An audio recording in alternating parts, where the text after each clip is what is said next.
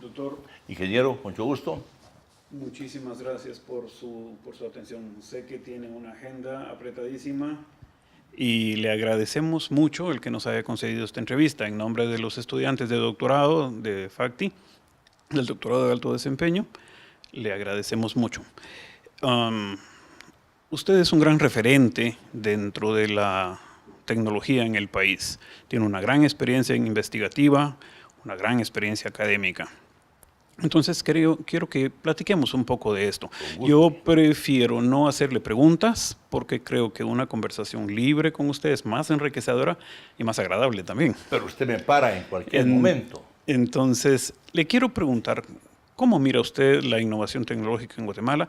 ¿Cuáles son sus frenos? ¿Cuáles son sus aceleradores? Y también quiero que nos platique un poco acerca de las aplicaciones que más se utilizan en Guatemala. Yo recuerdo que en la reunión anterior usted nos hablaba acerca de las aplicaciones de imágenes. Y al parecer, pues esto es algo novedoso y muy interesante de saber. Doctor Suger, si es tan amable. Sí, ingeniero. Fíjese que yo diría, lo que nos ha retardado en la región centroamericana, y yo diría, me atrevería a decir casi latinoamericana, aunque algunos países de la parte de América del Sur se han colaborado, se han hecho realizaciones como Brasil o Argentina, hacer innovaciones en tecnología y han trabajado mucho en ciencias y en tecnología. Yo diría que en nuestra región ha sido, digamos, puesta a un lado lo que es la parte de tecnología y ha habido más investigación, más desarrollo docente en la parte de las ciencias sociales, de las ciencias humanas, porque sí las separaban completamente de la tecnología. De alguna forma, y todavía se lee por la prensa, es que dicen que los resultados más dramáticos que hay en los exámenes de admisión a universidades y en evaluaciones de la educación y enseñanza media es que todos pierden matemática y lenguaje. Yo me recuerdo cuando yo regresé de Suiza a Guatemala en 1964, recorría la San Carlos así y no veía mucho equipo, muchos laboratorios ni mucha actividad en la parte física, en la parte de química. Pero sí mucho discurso de tipo social, de tipo político, las facultades de Derecho muy llenas de estudiantes, humanidades y económicas también, pero ingeniería todavía, porque era ingeniería civil y sí había demanda por construcción, tenían buena cantidad de estudiantes. No se había formado en esos años, no se ofrecía ingeniería mecánica, ingeniería industrial, sí ingeniería agronómica, y en agronomía de hecho era una excelente facultad. De la misma forma teníamos en ingeniería civil en San Carlos una universidad muy buena. Se dieron buenos ingenieros civiles y muchos de ellos ya veían que se venía un reto donde no podía, cada vez había que especializarse un poco más, y un ingeniero graduado a nivel de licenciatura no podía hacer cálculos estructurales cuando se principiaran a construir ya edificios de cierta dimensión. Hubo problemas también, le digo, yo participé en eso en 1964 con lo que era la constructora Delta, el Banco Industrial, que era la primera vez que se hacían proyectos con 50 viviendas, 70 viviendas, en la forma de hacer programación, se aplicaba programación lineal, CPM, PERT, para hacer el manejo de inventario y programar la obra de manera tal que desde el punto de vista financiero resultara interesante. Mucho ingeniero me decía, es que hemos perdido plata porque no programaban.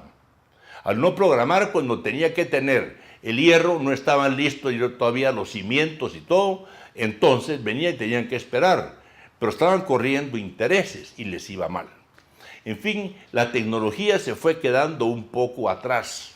Recuerdo la construcción del iglú en la Universidad de San Carlos, que esa cáscara no fue calculada. Estaba este arquitecto Félix Candela en México, que fue el primero que tenía, por cierto, la patente de la construcción de techos que no fueran planos rectangulares, sino que con curvatura. Y aquí fueron los Castillo-Contú, los ingenieros Mauricio, Pierre, Alain, quienes tuvieron y adquirieron poder hacer los primeros techos, que eran pequeñas cáscaras en las gasolineras. Y luego fue la construcción del iglú en la USAC. Una gran curvatura ahí, esférica creo yo, que es la esfera exacta. Y ahí empezaron, por ejemplo, fue muy interesante. Yo estuve ese día ahí, porque dejaron la tierra y fueron escarbando a los lados mientras hacían la construcción. Y al final había un volcancito de tierra deteniendo eso, y ahí esperando que no se fuera a caer eso, o a rajar la estructura, porque no existía aquí gente que manejara bien ese cálculo de tensiones en superficies curvas. Total de que la tecnología se fue quedando un poco atrás y si avanzamos mucho, quizás por la gran influencia de historiadores que hablaban de los problemas raciales que teníamos en el país, de nuestra división, que no lográbamos integrarnos humanamente como nación, problemas de discriminación, etcétera, etcétera, que todos conocemos, y que después las formas de gobierno, porque los que pesaban, los pesos completos eran del área de ciencias sociales. Ellos llevaban todo el discurso. Y por ejemplo, hasta hoy en día, el colegio profesional más grande que existe es el de Derecho, el de abogados. Entonces, no se le daba la importancia a la tecnología, estábamos muy aislados, había problemas de comunicación, no existía ya una televisión muy pobre desarrollada, la telefonía muy pobre, hacer una llamada por teléfono era un problema, sacar una tarjeta de crédito era un problema, los préstamos bancarios los manejaban lentamente. Entonces llegar aquí y empezar a hacer tecnología era complicado. Tecnología como podríamos hablar de telefonía, las tecnologías basadas en electrónica, pongamos. Bueno, en eso empieza en el mundo a haber un cambio drástico, muy, muy drástico, que se refleja también en la forma en cómo investigadores de diferentes campos empezaron a interactuar. Porque desde la Edad Media, hablándolo así, cuando Newton, que es el primero que da una formulación de una teoría del movimiento, de la dinámica, con un modelo de masas puntuales, viene y las ecuaciones de Newton son no lineales, no pueden resolverse, y entonces Newton busca aproximaciones. Surge lo que hizo Laplace después en mecánica celestial, el cálculo de perturbaciones. Entonces, si íbamos a calcular la órbita de la Luna, solo era Tierra-Luna, pero si incluimos el Sol o incluimos otro planeta que ejerce alguna influencia, que de hecho la ejerce, y era un problema de 3 cuerpos, de 4 cuerpos, y ese no se podía resolver. Tuvo que tener lo que existe hoy en día, soluciones aproximadas utilizando métodos numéricos en computadoras para hacer cálculos masivos. En fin, fue penetrando la ciencia. Existía la biología como una isla, la química como una isla, la medicina como una aplicación que utilizaba un poco en la biología y un poco en la química. El médico, los estudiantes de medicina llevaban una biología, llevaban una química, no querían matemática. Por ejemplo, en matemática pedían estadística para encontrar la realidad nacional y hablar de la desnutrición, de la alimentación, pero la aplicación, la fusión de la química en biología y de la física en la biología y la química no se daba.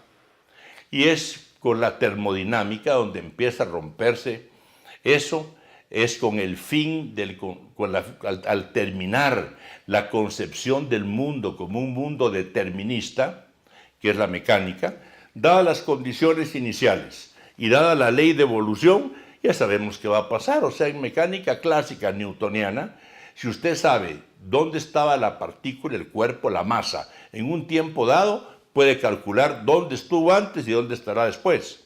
O sea que se manejó el concepto de determinismo. El futuro está determinado.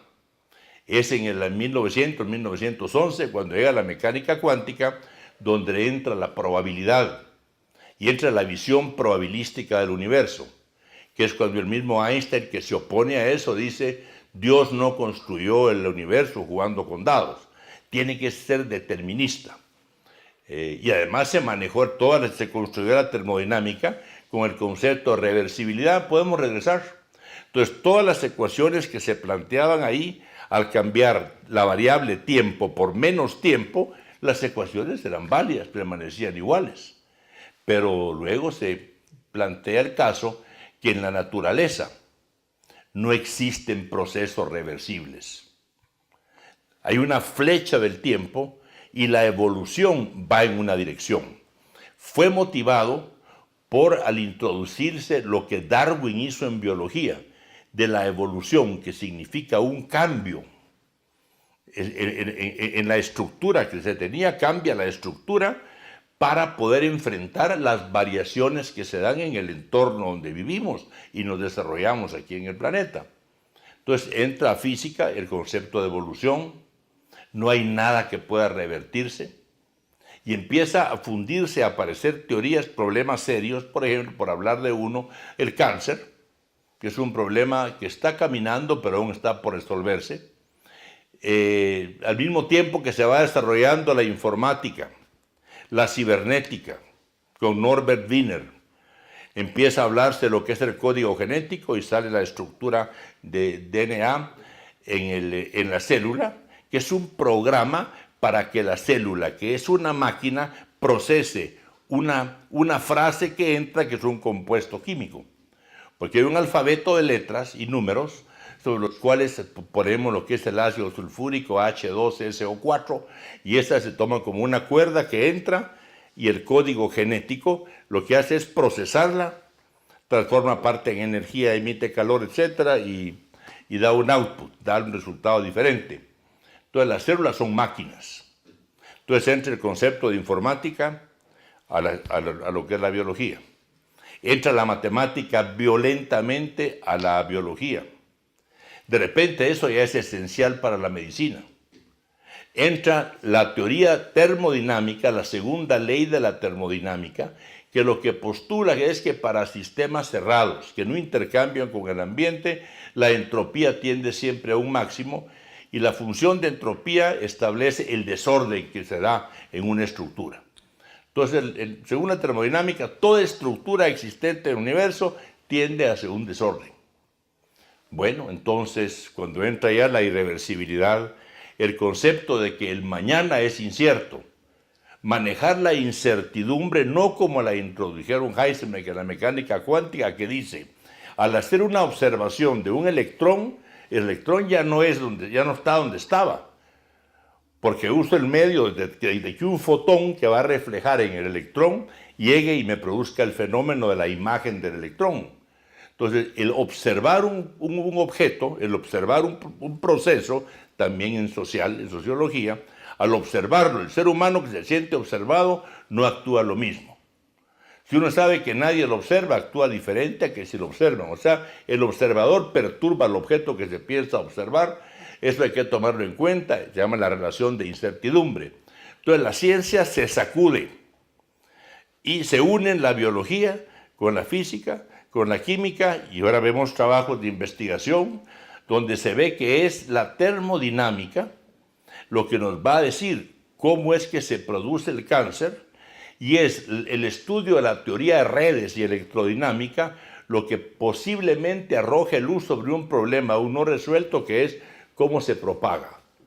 Todos somos un sistema. Todo el concepto sistémico que introdujo Bertelfani a principios del 1900 viene y ahora se está propagando en todo. El concepto de sistema es muy, muy importante, porque antes se aislaban, pero ahora no aislamos nada.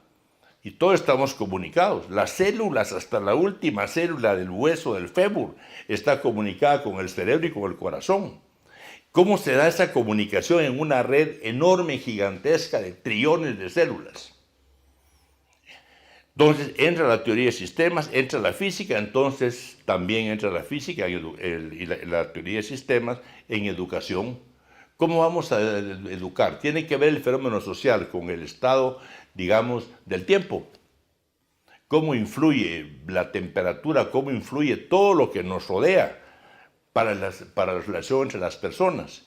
Y ve artículos de investigación súper bien, muy bien escritos y muy bien documentados de la nueva educación, del uso de la física, de la química, de la biología en ciencias sociales, haciendo modelos análogos tanto de una parte a la otra. Entonces la ciencia cobra un empuje enorme en todas las áreas. Y el futuro de la biología, el de la química, el de la biología, digo, la medicina, en dos problemas que son muy importantes y que interesan mucho. Aquí tratamos de hacer algo en esas líneas, son el Alzheimer, que pronto habrá un congreso aquí, que es una de las enfermedades más crueles que existen, y Estados Unidos están profundamente preocupados en qué es lo que pasa, que se producen amiloides en las extensiones nerviosas, se pegan, se interrumpe la comunicación, una enfermedad cruel que daña a muchas personas, etc. Hay familias que han sufrido mucho por el problema del Alzheimer. Ese viene ahora. Sí. Mi madre murió de Alzheimer, ¿verdad? También murió con Alzheimer. Algo horrible, terrible. Gracias por experiencia. Sí. De ahí viene el cáncer y vienen todos los problemas de diagnóstico. Entonces surge todo eso donde también trabajamos nosotros, que es las imágenes. O sea, la manera de escanear de los rayos X, cómo han evolucionado, cómo surgió la resonancia magnética nuclear. Y digamos, para el estudio del cáncer, que es algo revolucionario, se hacen ahora lo que es el PET scan. Y en el PET scan es la célula que ya cambió su función, porque lo que el cáncer es una mutación en la célula, ya no es la misma. Y es una célula que al mutar, su periodo de apoptosis, que es la muerte celular, está reprogramada. Entonces el programa ya es diferente de la célula del cáncer, tiene otra geometría y está buscando espacio entre las otras, que da lugar a lo que es el tumor que se manifiesta macroscópicamente. Con el diagnóstico del cáncer hoy en día, que lo pueden hacer muy anticipado, esas células que han evolucionado absorben más azúcar que los otros. El rol del azúcar es vital en la función celular y se ve cuando se inyecta azúcar intravenosa, un compuesto de glucosa, se marcan las células que están chupando más azúcar que las otras. Ahí es una célula que ya mutó, que no es la misma. Entonces, eso abre un campo enorme en la medicina. Reto nuevo para los ingenieros mecánicos, para los ingenieros en electrónica, aplicaciones ópticas. Viene lo que es, y fíjese que simultáneamente en esa nueva concepción, donde hay que ver en detalle cómo es que entra esa incerteza en qué va a pasar mañana, pero una incerteza donde los nuevos desarrollos en matemáticas nos permiten hacer estimaciones de lo que probablemente va a pasar mañana. Ya no están a las ciegas de que no sabemos, ni decir el mañana va a ser igual que el ayer. Hay mucha gente que así lo cree. Recuerde que se observa constantemente que la gente dice: detengámonos a estudiar la historia de 1956-54 en Guatemala para ver qué está pasando ahora. Eso no tiene ningún sentido. Ya todo está cambiado, ya es otro mundo, y por eso es que escuchamos frecuentemente: se piensan resolver problemas actuales con el mismo pensamiento y visión de hace 50 años. Cuando hablamos hoy en día, en estos mismos días, se está hablando de la soberanía, las fronteras. Podemos comunicarnos hoy en la tarde, entrar a dialogar abiertamente con los chinos, con los japoneses y los suecos por un celular. Entonces el mundo ya es un sistema interconectado totalmente. Eso ya cambió, es otra cosa lo que está sucediendo. ¿Qué pasa con nuestra competencia, con nuestra producción artesanal en Guatemala? Por ejemplo, ya en China están produciendo tejidos típicos nuestros. Y dicen, pero no están hechos a mano. Se hace un programa donde dice, cada 3 hilos meta uno de otro color y hace un nudo mal hecho, entonces ya es artesanal. Entonces programan incluso las fallas que se observan en un producto hecho a mano. Los chinos, el desarrollo en China es espectacular. Prácticamente pueden producir un reloj suizo que vale la 10ª parte del reloj suizo y hacia afuera da la misma impresión. Lo ve usted en los carros, yo digo, hay carros ahorita japoneses, coreanos que se ven ahí, y entre estos y un BMW de Alemania no hay diferencia. Se ven así, que unos son más lujosos. Puede ser, pero en funcionamiento son prácticamente lo mismo. Tienen las mismas facilidades en electrónica, etc. Entonces, la tecnología ya es parte del quehacer diario. Ya tenemos los hornos de microondas, cada vez están esos productos más al alcance de las personas.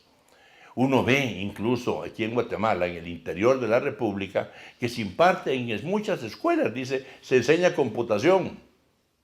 Uno va a muchos municipios en el interior y hay teléfono celular. ¿Cuándo pensar hace unos 20 años que íbamos a tener comunicación directa de Ixcán en Quiché con, digamos, con la antigua? Ahora todo es posible. Entonces ya la tecnología ya penetró a todos los hogares. Tristemente, usted ve en una familia, a mí me sucede también, que estoy sentado en la mesa y veo a mis hijos, todos están hablando por teléfono, sí, papá, sí, y están comunicándose con todos. Se volvieron multitask, que atienden muchas funciones al mismo tiempo. Otros después de ahí se levantan y están prendidos de una laptop. Entonces ya la tecnología ya se volvió algo de uso diario. No nos hemos acostumbrado, si hablamos, de lo que fue la globalización y que los países prácticamente somos una aldea en una superestructura que es el planeta. Pero todos somos aldeas globales, estamos enchufados con todo, incluso vienen cambios muy fuertes, cambios que se esperan, que se ven ya en Estados Unidos, en Alemania. Es, digamos, me llamó la atención. Llega uno a un almacén de los grandes con mucha tradición que tienen 100 años en cualquier parte de Estados Unidos y pregunta a usted por algo, dice, mire, aquí ya no lo tenemos, porque ahora ya el cliente, debido a lo difícil que es transitar por carreteras, por ejemplo en Guatemala, la infraestructura vial no ha aumentado. Eso está mal, pues no, el crecimiento de la población, el aumento de los medios de locomoción ha crecido en forma desmedida en comparación con la infraestructura vial que tenemos. Y lo sufrimos todos los días. Sí, todos los días lo sufrimos, ya no queremos salir. Entonces, ir a una tienda es un problema por el tránsito. Llegar a la tienda es un problema por el parqueo. Entonces, las tiendas están, esas tiendas grandes que yo vi hace años en Estados Unidos, y ya no hay empleados. Y es que ya no viene la gente a comprar aquí, todo lo pide por internet. Aquí. Mucha gente aquí en esta misma universidad, jóvenes, piden sus cosas, hasta dulces que quieran, o libros, revistas, directamente, la piden por internet. Y viene, y es donde tenemos que agilizar nuestras estructuras legales y funcionales de gobierno para, por ejemplo, los enredos, ¿sabes? Los trámites son en la aduana, para sacar un cuento. No hemos aprendido que el mundo ahora es una cosa que o nos actualizamos o nos va a absorber, porque no vamos a poder competir en ese nivel que los demás lo están haciendo. O sea que la tecnología se volvió algo de todos los días, de lo cual hablan las amas de casa, hablan las damas mayores. Hace años iniciamos aquí un curso para el adulto mayor. Vienen hombres y mujeres. Una señora que era la de mayor edad tenía 82 años. La segunda fue mi alumna. La segunda fue alumna suya. Entonces sí, la señora de Quetzaltenango. ¿Verdad que sí? Entonces digo yo, ya la dama, la señora grande, ya anda con su teléfono celular. Ya se mandan de señora a señora, que son ya señoras mayores, se mandan sus mensajitos por el internet. Entonces este es un nuevo mundo y estamos recién aprendiendo a cómo vivir en él. Tenemos que modificar naturalmente cómo vamos a educar ahora. Nuestras personas que hacen las leyes y nos legislan tienen que modificar muchas cosas, porque yo recuerdo cuando nos hablaba un profesor en el colegio. Yo andaba por el colegio hace mucho tiempo y venía y hablaban de una ley que decía que era prohibido amarrar a los caballos en el palacio. No amarren por el caballo del palacio, no hay caballos. Y muchas de estas leyes puede que estén puestas todavía ahí. Entonces estamos legislando sobre cosas que no van a suceder y no existen. Quiere decir entonces que uno de los frenos que tenemos para la tecnología acá estaría en la parte legal. En la parte legal, en la parte, digamos, la sociedad responde. Porque aquí en Guatemala todos responden. Aquí en la universidad damos clases en muchas comunidades del interior. Son comunidades indígenas, de Huehuetenango, gente muy productiva. ¿Quién me iba a decir a mí que un alumno que vino de Cabricán y empezó a sacar su bachillerato por madurez, trabaja ahora en el Instituto Max Planck en Alemania, en investigación sobre magnetismo solar? Entonces, y ahora no es, ya se encuentra gente que utiliza la tecnología y cambia sus formas de operaciones basados en la tecnología disponible. Pero el problema está cuando ya interviene las funciones del Estado, que eso sí no se ha actualizado. Últimamente iniciamos aquí los programas, también dimos al INAP, estamos dando a las personas que trabajan en SAT, en el Ministerio de Finanzas, porque tenemos que educar a la persona que va a trabajar en las entidades de gobierno. Y ahí mismo, ellos mismos, al estudiar y darse cuenta de las herramientas que pueden tener, van a hacer nuevas propuestas. O sea, que el freno es que no toda la gente, sobre todo la gente que tiene en sus manos iniciar cambios, gente con grandes capitales, por ejemplo. La gente que tiene un gran capital podría hacer lo que está haciendo, no me acuerdo quién está quitándole el lugar ahorita a Bill Gates, pero hay un señor que está trabajando en viajes espaciales y en todo eso. Elon Musk. Elon Musk. Y Elon Musk invirtió millones de millones en alguien que dice, ese está loco, lo va a perder todo. No, ese está viendo, está viendo un poco más claro el futuro hacia dónde va. Es impresionante lo que... Fíjese que hoy en día usted le habla a un niño de un teodolito y no sabe lo que es. No, solo hacen fotografías por algunos drones y sacan planos con los drones. Entonces ya, si viene un requerimiento, ahora coloque el teodolito en tal lado. Yo el otro día buscaba un compás, no me vendieron, no, en Suiza ya no hay. Quería una regla de cálculo, ya no hay. Eso le iba a preguntar, no la digamos regla de una cálculo, regla de yo cálculo. guardé la mía y me la rompieron mis hijos después, llevándosela al colegio. Ya no hay, no existe. Y si seguimos utilizando eso, reducimos nuestra competitividad, no somos competitivos, porque nos va a llevar más tiempo hacer las cosas. En fin, yo creo que es un fenómeno que ya se dio en el mundo, nos comió el desarrollo de la tecnología, nos llegó antes de lo que pudimos digerir y empezar a estudiar cómo es que está cambiando el mundo y qué podemos hacer, y está aquí, y está disponible.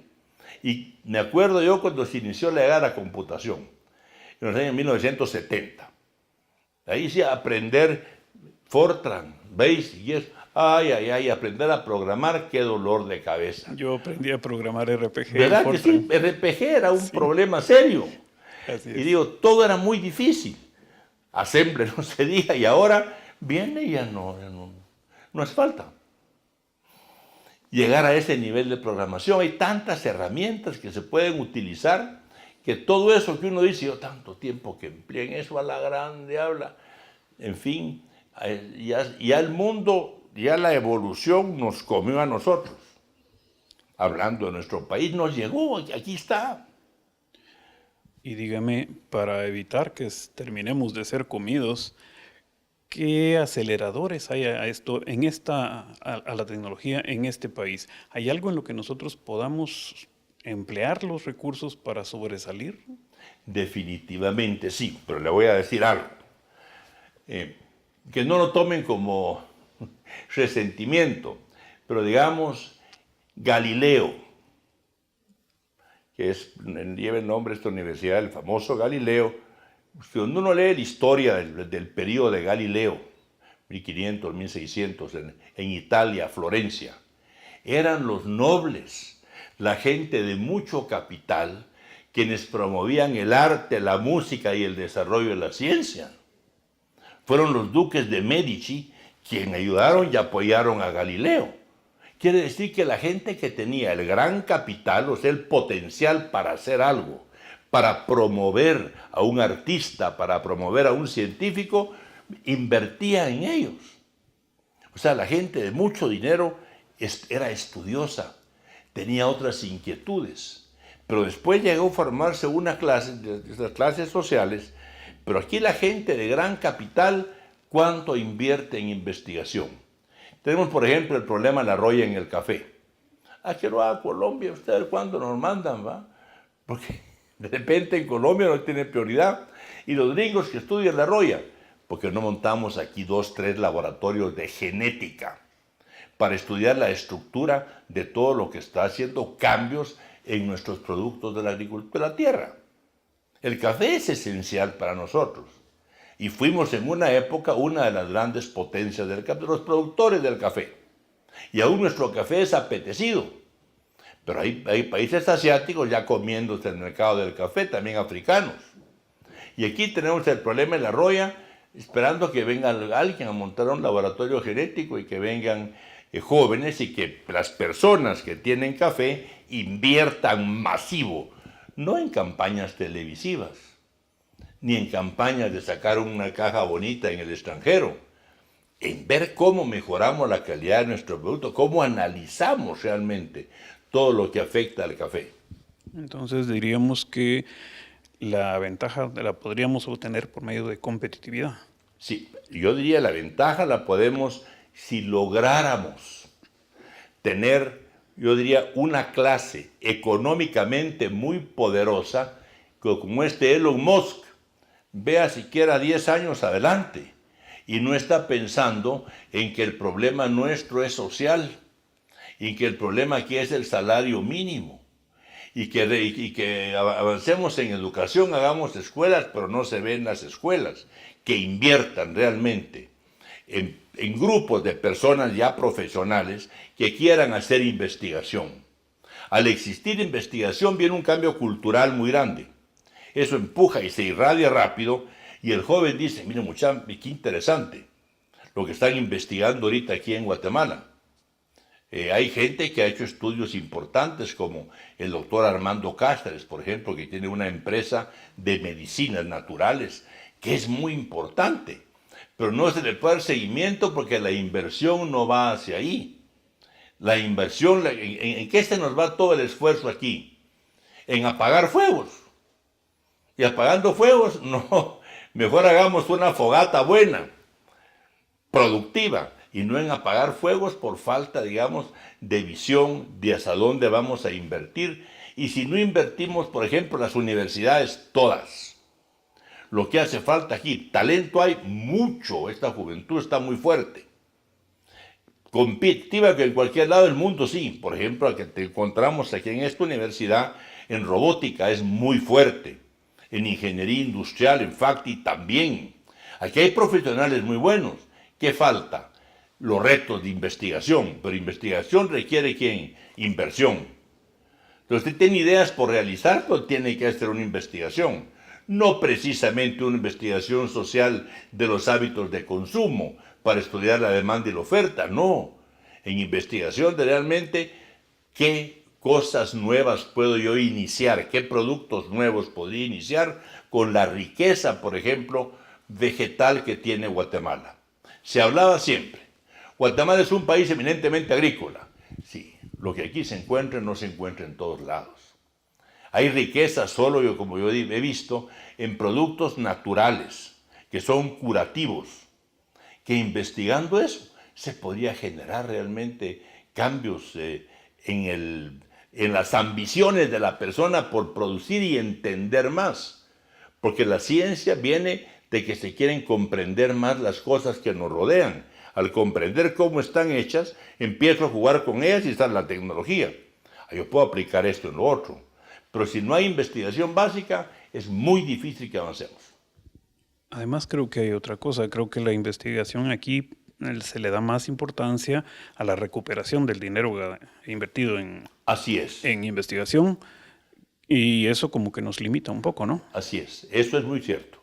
Eso es cierto porque realmente la investigación sí requiere de recursos. Esta es la realidad. Pero tenemos que aliarnos con otras naciones, con otros grupos para hacer la investigación. Y eso es, si tuviéramos una especie de política internacional más abierta, más contemporánea. Por ejemplo, yo me encontré, por ejemplo, en Alemania, a muchas personas. Yo, viendo, fui a conocer institutos y todo, estuve también en Bélgica, visité embajadas de nuestro país, muy pobremente atendidas.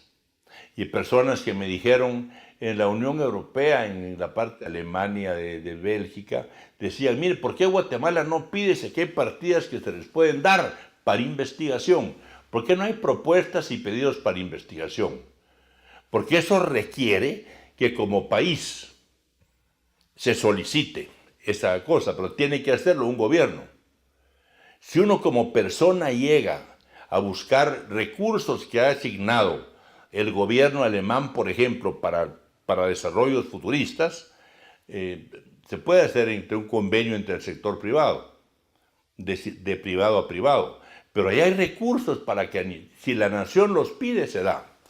Me recuerdo una vez que visité una embajada aquí en Guatemala y buscando un laboratorio grande, precisamente de genética, y me dijeron, sí, se les puede dar a Guatemala, sí hay muchas donaciones de ese tipo, pero si usted la pide no se la van a dar, porque aquí trabajamos de gobierno a gobierno. O sea, al buscar una embajada hace falta que llegue uno con un producto y que el gobierno diga, Guatemala necesita una red de un X equipo. Queremos mejorar la salud, queremos manejar procesamiento masivo de datos con imágenes. Entonces queremos verdaderamente evaluar el estado de salud en las cabeceras municipales para empezar en algún lado. Equipos de rayos X, si vamos al hospital general ya están ahí pidiendo pelo, ¿eh? Están ya tosiendo. Entonces igual en los hospitales del Roosevelt. ¿Qué más equipos hay? ¿Hay equipos, digamos, de positrones para hacer investigación del cuerpo humano? No hay. ¿Se pueden conseguir? Sí. Donándolos, sí. Si el gobierno tiene una política de estudio de las enfermedades y del desarrollo, digamos, en el sector salud en toda la República de Guatemala. Eso dan los equipos. Y se entrenan a la gente que lo puede hacer y se hacen estudios realmente de cuáles son la realidad de los problemas sociales en el área de educación en nuestro país. Si aquí hay mucho que investigar. Y en Guatemala hemos tenido investigadores como el doctor Robles, que encontró el famoso cisticerco, la ontocercosis. Me llamó la atención una vez estando en Texas, que me dice un médico, un cardiólogo, me dice, ¿sabe quién fue el que encontró el cateterismo arterial para estudiar el corazón? Es un guatemalteco que vive en un medio que está en Nueva York, y a un hospital le pusieron el nombre de él, no me recuerdo el nombre del médico me dijo él, y cuando dijeron, mire, usted puede pedir patente y tener dinero por esto, dijo, no, yo no lo hice por dinero, dijo.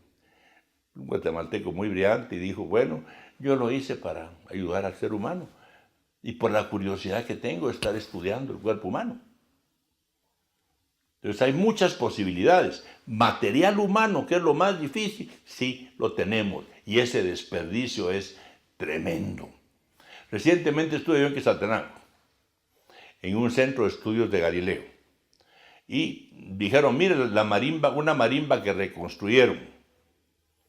Y había un señor ahí que tiene yo no sabía que lo teníamos en Guatemala, un doctor Betancourt, hijo de un compositor Betancourt, allá en Quetzaltenango. El señor estuvo dando una teoría de la música impresionante. Y demostró cómo en la marimba está contenida toda una sinfónica. Viendo lo correspondiente a violines, lo correspondiente a chelos y todo. Impresionante. Hay gente muy, muy preparada, subutilizada, porque nadie invierte en ellos. Y no le ve futuro a lo que ellos hacen, cuando posiblemente es decir, aquí encontramos, tal vez pongas, no digo que lo tengamos ya, habría que buscarla, a un joven hombre, una joven dama, con un potencial de intérprete musical enorme, una de esas estrellas internacionales. Y decimos, esta no va a llegar a nada. Si hay muchos, sino mira Arjona. El talento de Arjona es indiscutible, y por cómo se le respeta en todo el mundo. ¿Cuánto ese hombre con ese potencial Puede ser que haya más Arjonas aquí. No sabemos, están ahí. ¿Cuántos invierten en clases de música en una escuela? Nada.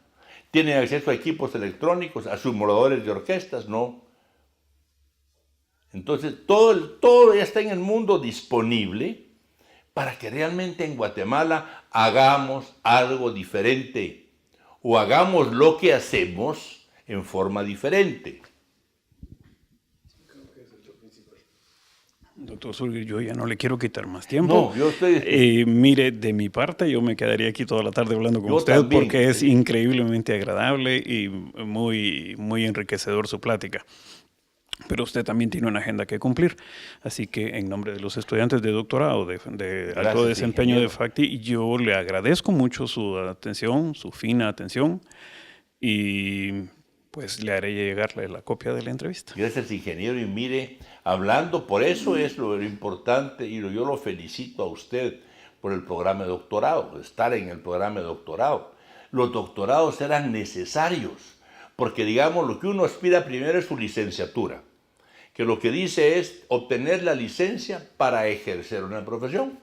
Entonces, terminada una licenciatura en ingeniería, en derecho, en lo que sea, usted está autorizado para ejercer su profesión y mucha gente dice, bueno, ahora voy a ejercer. Pero en el doctorado el reto es mucho más grande.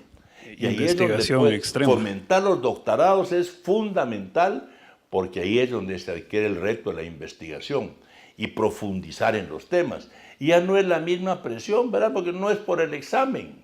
No, está uno ahí porque le gusta, no está uno porque quiere. Si profesión ya tiene. Y es mucha gente, así como ustedes son personas de éxito en la profesión, pero quieren penetrar más lo que el doctorado da. Antes definían el doctorado, que no es del todo correcto con lo que hay hoy en día en el enlace entre las ciencias mismas, la tecnología y las ciencias sociales. Se decía, el doctorado sirve para aprender muchísimo de una pequeña cosa y olvidarse de todos los demás, ¿verdad?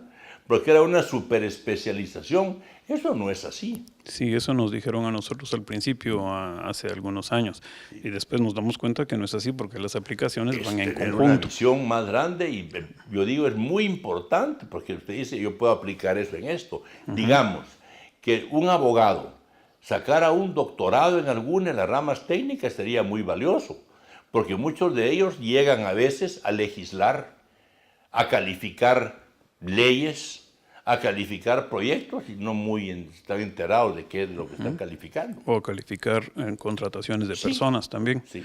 Sí, de hecho, ese mismo tema pues lo tocó al principio el doctor Echeverría con nosotros y creo que gracias a él es que el grupo de doctorado se ha mantenido unido. El liderazgo de él es bastante fuerte en ese sentido. Él es muy bueno y realmente es un grupo muy bueno. Yo creo que ustedes sí están llamados a liderar ahora más grupos. Este año terminamos la parte académica y de ahí empieza la tesis. De repente usted nos puede hacer una visita, lo invitamos. Sí, por ahí los busco. Estamos martes y jueves. Voy a acercarme más. De acuerdo, está usted bienvenido. Le agradezco esta invitación, ingeniero, y espero seguirlo viendo. Muchísimas gracias. Gracias, ingeniero.